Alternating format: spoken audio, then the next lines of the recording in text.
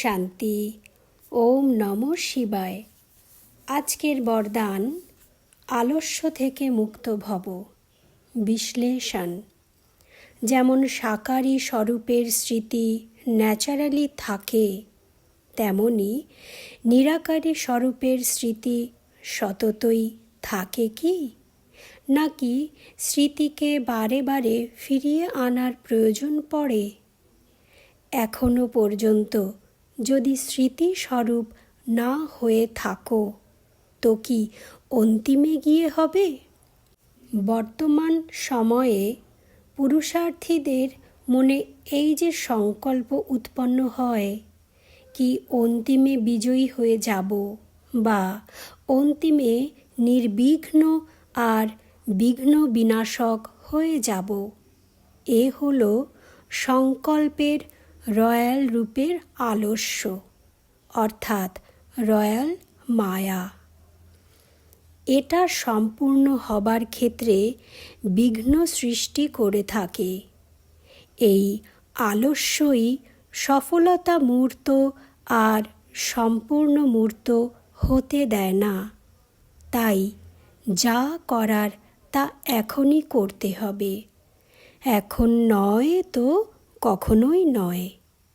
বহুকালের পুরুষার্থ মানে অভ্যাসই অন্তিমে বিজয়ী বানাবে। শাস্ত্রে যেসব স্মৃতিগাথা রয়েছে তা তো তোমরা সবাই জানো, তাই না?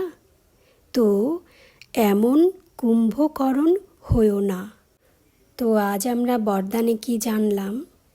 যেমন বাবা বলছে, এই যে সাকার শরীরের রূপের যে স্মৃতি, এইটা তো আমাদের সবসময় ন্যাচারালি থাকে না, মনে করতে হয় না যে আমি এই শরীর বা আমার এই নাম, এগুলো তো আমাদের সব সময়তেই স্মৃতিতে থাকে।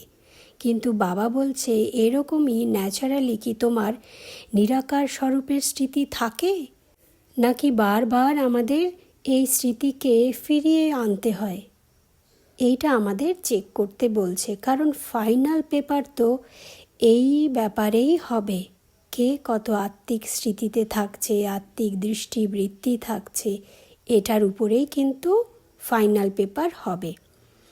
আর এখানেই কিন্তু আমরা ফেল খেয়ে যাব যদি দীর্ঘকালের পুরুষার্থের অভ্যাস না থাকে। তো এই জন্য বাবা বলছে যে কুম্ভকরণ হয়ো না। কারণ দেখায় না শাস্ত্রে, কুম্ভকর্ণকে বারবার জাগানোর চেষ্টা করা হয়, ঢাক ঢোল পিটিয়ে কত কানের কাছে অনেক বাজনা বাজানো হয়, তবুও তার ঘুম ভাঙে না। মানে এই যে আমরা ঘুমিয়ে আছি, মানে নিজেকে শরীর মনে করছি, মানে ঘুমিয়ে রয়েছি। তো এই নিদ্রা থেকে এখন জাগতে হবে যে আমি হলাম আত্মা, এই সত্যিতে ফিরে আসতে হবে। এটাই হলো জাগরণ। ওম শান্তি। ওম নমঃ শিবায়।